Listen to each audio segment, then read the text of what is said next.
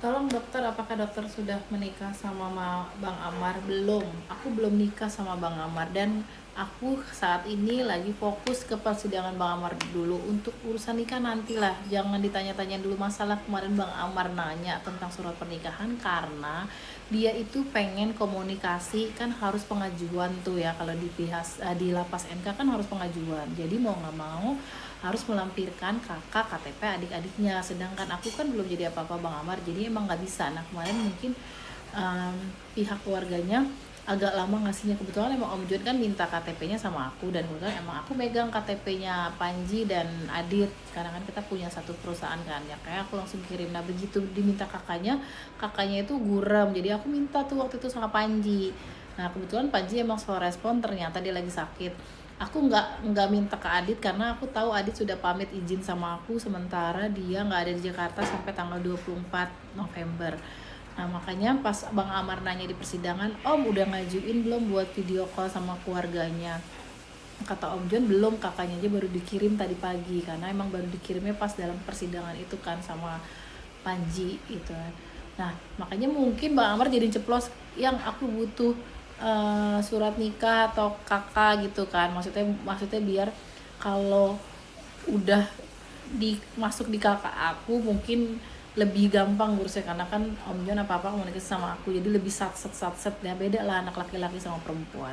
Jadi cuma sebatas itu dan tidak akan ada pernikahan juga selama Muhammad di lapas atau di mana. Balik lagi saya selalu jelasin, saya punya keluarga, saya punya orang tua, saya punya anak yang harus kita hargain juga. Oke, itu tanggapan Ustadz Dery untuk nikah. Enggak, itu maksudnya Ustadz Dery. Ya Ustadz Dery sih emang bener ya, kenapa nggak nikah biar kamu juga yang ngurus-ngurus. Tapi balik lagi aku nggak bisa. Untuk sementara ini aku mau fokus ke persidangan dulu sampai selesai. Mudah-mudahan persidangan juga nggak sampai pembuktian, eksepsi diterima oleh majelis hakim kan berarti selesai sidangnya. Jadi aku fokus ke situ dulu ya. Oke. Terus soal apakah dokter dan Ibil ada komunikasi entah bahas anak atau bahas Bang Ahmad? Enggak, aku tidak pernah komunikasi dengan siapapun. Dengan uh, dia aku nggak pernah komunikasi karena balik lagi, mau Bang Amar nyuruh aku untuk mendeketin anak-anaknya itu balik lagi aku tidak akan, karena balik lagi aku harus tahu diri. Aku bukan siapa-siapanya Bang Amar untuk melihat anak-anaknya Bang Amar, tapi aku bisa pantau dia itu, anak-anaknya Bang Amar itu di medsos. Hanya sebatas cuman itu doang ya, jadi nggak bisa karena balik lagi aku bukan siapa-siapanya Bang Amar.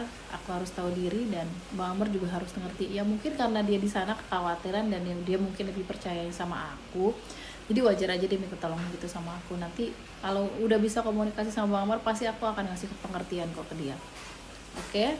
Soal kedekatan aku dan keluarganya Bang Amar, alhamdulillah keluarganya Adit, Panji, emang kan sebelumnya aku emang udah deket sama mereka berdua kan. Welcome ya, sepupu-sepupunya, tantenya, pokoknya alhamdulillah welcome sama aku. Tapi balik lagi mereka cuma bisa ngedoain kalau emang jodoh ya alhamdulillah, kalau nggak jodoh ya udah, is okay, tidak masalah, nggak jadi masalah lah pokoknya. Aku nggak mikirin itu dulu, aku mikirin ke fokus lagi ke persidangan. Kalau masalah keluarga aku adik-adik aku nggak pernah nanya sedetail apapun aku sama Bang Amar karena mungkin menurut mereka aku sudah dewasa, aku sudah bisa menentukan hidupku sendiri.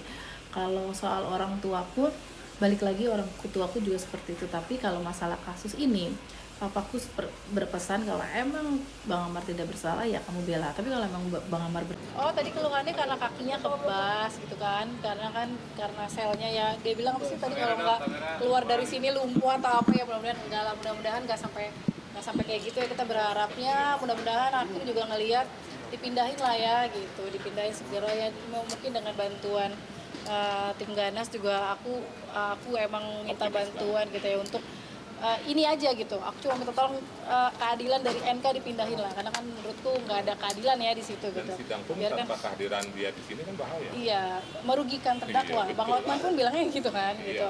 Para penegak hukum juga kan ngomong gitu, kalau offline itu jadi merugikan terdakwa. Jadi kita masih berharap banget mau itu eksepsi ke atau apa besok harusnya udah dihadirin sih gitu. Sejauh ini respon keluarga dan juga dokter terkait dengan hakim juga akan hadirkan amar untuk sidang online, namun melihat situasi ke depannya seperti apa nih tanggapan? Nah itu dia agak kecewa sih tadi pas hakim bilang apa ya, ada kerusuhan ya atau apa gitu, jadi online ya.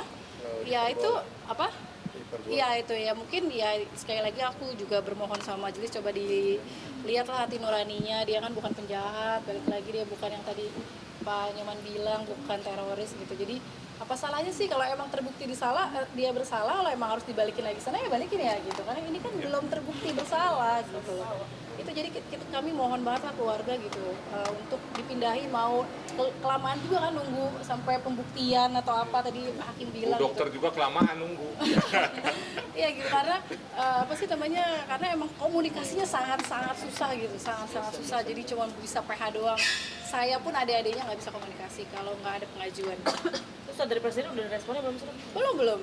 Belum ada sama sekali, belum ada respon dari manapun. Makanya akhirnya kemarin aku memutuskan untuk ketemu sama tim Ganas, tapi aku minta sama Pak Nyoman untuk ininya aja gitu, karena kan dari pihak hukumnya juga udah Om John gitu kan, Om John itu kan emang masih saudaranya sama Bang Amar, jadi biarlah beliau berjuang di hukumnya, aku berjuang di pemindahannya sama Pak Nyoman dan kawan-kawan berikutnya timnya gitu loh. Dokter tadi Amar janji mau diet, katanya keluar dari ini akan terus seperti apa ya awal. Emang suruh dokter pergi? Ya emang suruh aku sih dari awal sih bilang emang suruh aku, karena dia udah kegedean banget badannya gitu. Jadi ya udah alhamdulillah, mungkin makannya cuma sekali 2 kali ya kan, karena di sana kan makannya pasti nggak kayak waktu di Cipinang apa aja diminta sama aku gitu kan. Sekarang nggak bisa, dia minta sama siapa, jadi mungkin dia kurusnya karena itu kali ya. Nggak ada makanan yang ada di depan lah yang dimakan udah ya kan, nggak enak makanan nasi dari penjara, emang enak Dok, mungkin nggak dok kondisi seperti ini adanya sebuah pernikahan? Oh enggak, emang dari sebelum ke NK juga dia udah ngomong Ustadz, dia enggak, saya punya keluarga, ingat lagi loh, saya punya keluarga papa saya juga bukan keluarga biasa ya, maaf ya gitu, misalnya punya pesantren, dia pendakwah gitu, jadi nggak bisa gitu. Cuman emang mungkin maksudnya nikah tuh sebelum keluar mungkin ya ini buat ngurus administrasi, karena kan adik-adiknya tuh laki-laki dan dia kerja gitu sih, jadi kayak ngurus kakak aja udah 2 hari saya minta, baru tadi pagi diminta gitu. Jadi itulah yang membuat agak-agak lama, cuma kayak gitu doang gitu. Tapi so far adiknya support banget gitu. Jadi emang Bang Amar emang sangat percayanya sama aku, karena kan emang udah lama kan, 1 tahun aku ngurusin dia loh gitu. Tapi kalau Bang Amar keluar, Bu Dokter kalau dilamar udah siap menerima ya? Ya udahlah, kalau itu urusan, balik lagi urusan jodoh, ini udah bukan urusan jodoh lagi, tapi urusan pri kemanusiaan ya kan. Bukan Bang Amar aja, 5 terdakwa itu juga bukan orang, maksudnya gimana ya, bukan orang bersalah, kita juga harus ngelihat dia juga loh. Bayangin, ke pengacara aja dia nggak punya, gimana dia mau komunikasi sama keluarganya aja nggak bisa, nggak punya akses. Karena apa? Bang Amar masih bersyukur, masih ada Om John, masih ada aku yang berjuang. Mereka coba lihat, tadi yang datang cuma 1 orang dari salah satu 5 terdakwa. Jadi di sini aku juga bukan bela Bang Amar, tapi 5 terdakwa itu karena aku yang ngedampingin juga waktu di kejaksaan. Jadi tahu bagaimana alur ceritanya, bagaimana mereka juga korban. Nggak ada yang dibayar uang berapa sih, 200.000, nggak lihat mukanya dia. Emang muka-muka bandar semua tadi 5, coba kalian lihat tadi terdakwa 5. Ada muka bandar nggak? Muka-muka polos semua, nggak ngerti hukum, nggak ngerti apa gitu. Jadi di sini kita nyari keadilan buat 6 terdakwa itu, bukan cuma buat Bang Amar gitu. Oke.